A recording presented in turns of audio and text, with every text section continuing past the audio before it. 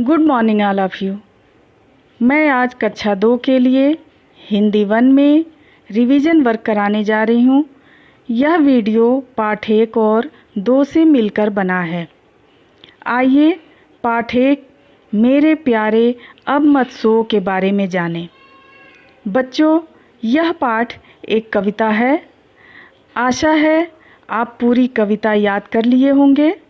बच्चों, इस पाठ से संबंधित जितने भी प्रश्न आपसे पूछे जाएंगे उसका उत्तर सुंदर लेखनी में दूर दूर लिखने का प्रयास करेंगे। मेरे द्वारा बताए गए प्रश्नों को ध्यानपूर्वक सुनेंगे और समझने का प्रयास करेंगे। बच्चों, जैसे आप अपनी कक्षा में टेस्ट देते हैं ठीक वैसे ही रिवीजन टेस्ट देंगे। प्रश्न का उत्तर आप अपनी रफ कॉपी में लिखेंगे। प्रश्न इस प्रकार है। प्रश्न नंबर 1, मेरे प्यारे अब मत सो कविता की 4 पंक्तियाँ लिखिए। प्रश्न नंबर 2, शब्दार्थ है।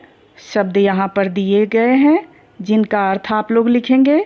शब्द हैं लाल, नभ, जल, भोर। प्रश्न नंबर 3, पहला, माँ किसको जगा रही हैं? दूसरा, पेड़ों पर कौन चहक रहा है? एक बार पुनः दोहराती हूँ। माँ किसको जगा रही है? पेड़ों पर कौन चहक रहा है? तीसरा, माँ क्या लेकर आई है? चौथा, इस कविता के कवि कौन हैं? अब प्रश्न नंबर 4 में इन शब्दों से मिलते जुलते शब्द लिखिए। पहला है खो, दूसरा है आया।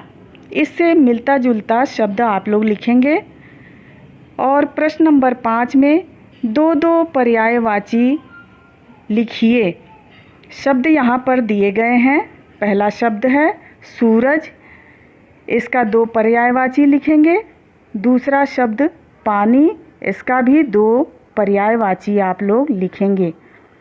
इस प्रकार यह पहला रिवीजन आपका समाप्त हुआ। दूसरा रिवीजन पाठ 2 कंजूस करोड़ी मल से है। सेठ की कंजूसी की कहानी आपको याद ही होगा। कंजूसी के कारण सेठ जी को बहुत बड़ा नुकसान उठाना पड़ता है। बच्चों, प्रश्न इस प्रकार है। प्रश्न 1, शब्दार्थ। पहला शब्द चमड़ी, दूसरा दमड़ी, तीसरा फीस और चौथा वसूल करना। इन चारों शब्दों के अर्थ आप लोग लिखेंगे। प्रश्न नंबर 2 प्रश्नोत्तर है। पहला, सेठ करोड़ीमल कैसे स्वभाव के आदमी थे? सेठ करोड़ीमल से नारियल किसने मंगवाया था? समुद्र किनारे नारियल की क्या कीमत थी? सेठ करोड़ीमल ने पेड़ से कितने नारियल तोड़े? आइए प्रश्न पुनः दोहराती हूँ।